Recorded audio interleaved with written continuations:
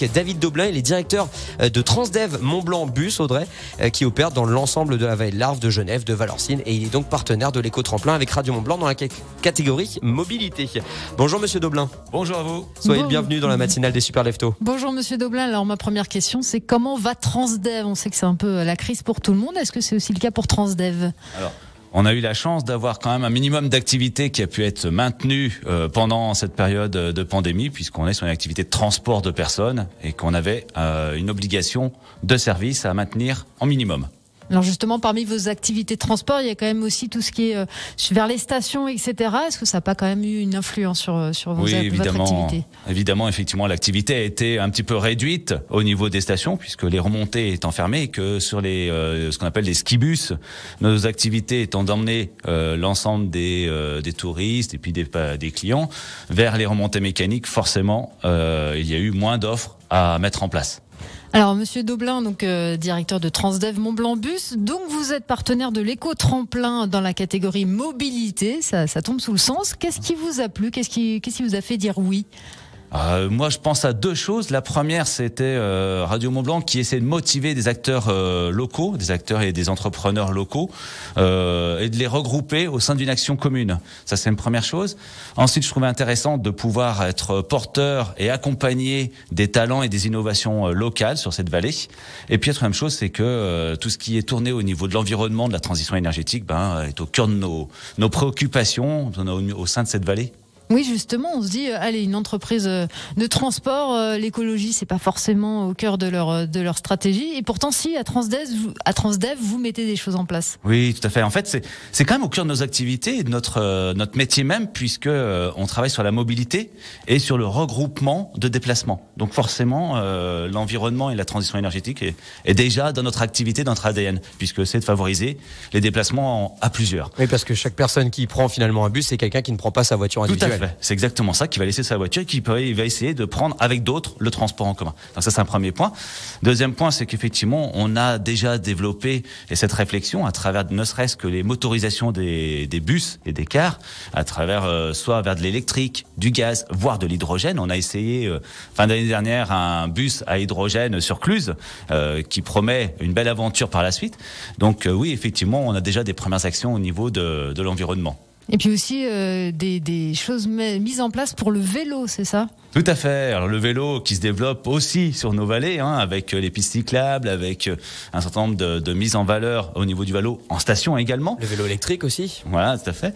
Et donc par rapport à ça, nous on essaye d'accompagner ce dispositif en mettant en place des services sur lesquels les vélos peuvent aussi être mis dans les véhicules. Donc ce qu'on appelle des services spéciaux où les vélos peuvent rentrer dans les bus et se stationner à l'intérieur et puis on va aller sur le haut des stations. Et puis à Transdev, vous êtes partenaire de certains gros événements sportifs. Je pense par exemple au Kandahar ou à la Coupe du Monde de biathlon au Grand Bornand.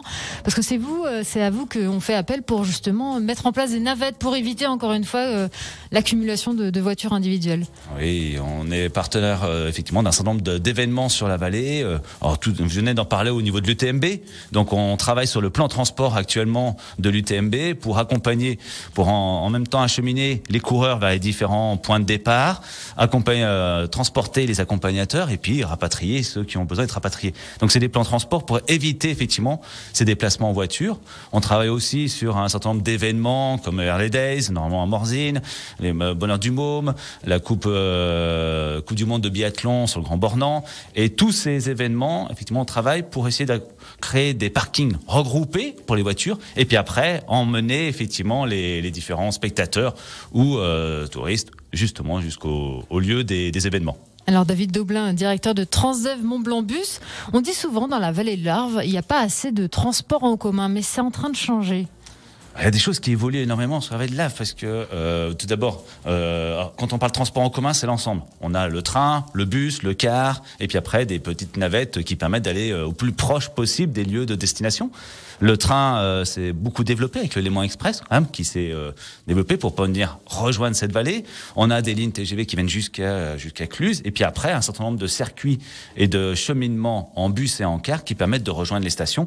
Donc aujourd'hui, si on veut venir sur la vallée complètement en transport en commun, c'est tout à fait possible. Et d'aller jusqu'aux stations même sans aucune difficulté. Donc on peut venir ici sans sa voiture. Est-ce que vous voyez justement un changement de mentalité des usagers, des habitants même ?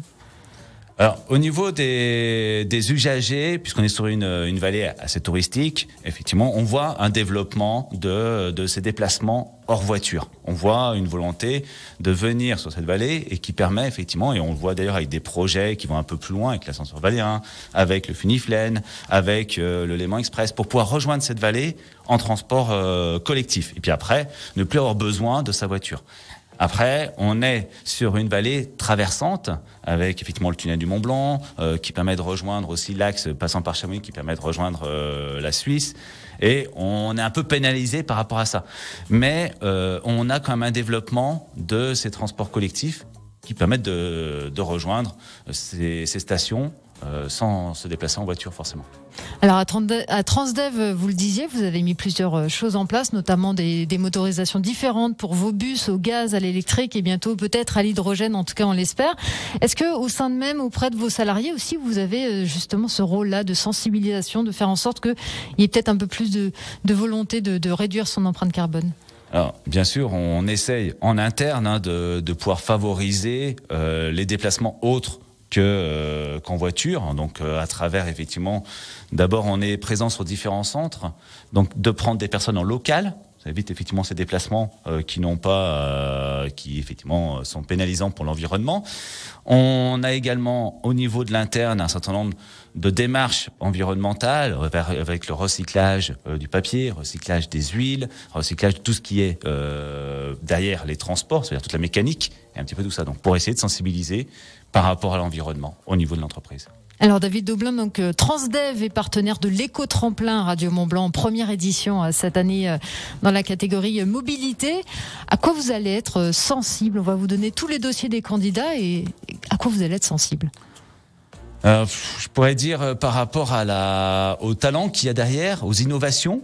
Qu'est-ce qu'il peut y avoir de nouveau et d'adapter par rapport à nos contraintes de la vallée. On est en milieu de montagne, donc avec des particularités que effectivement la transition énergétique est prioritaire et puis on est tous sensibles sur cette vallée, mais il faut aussi la faire en prenant en compte nos particularités locales.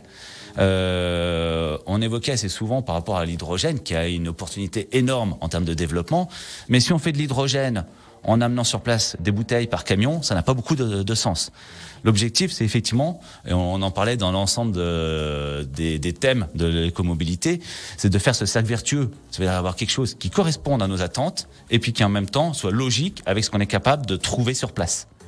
Tout simplement.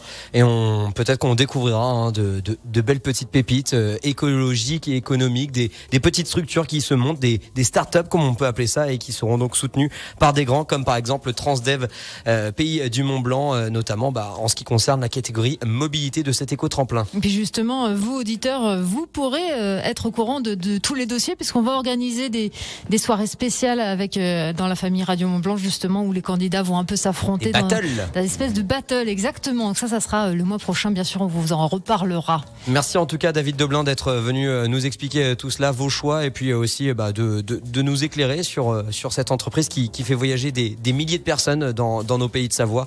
David Daublin, donc on rappelle, directeur de Transdev Savoie, Mont Blanc Bus, exactement. Merci à vous. Merci beaucoup. Merci beaucoup. Bonne chance à chacun. Et je dirais bonne route justement.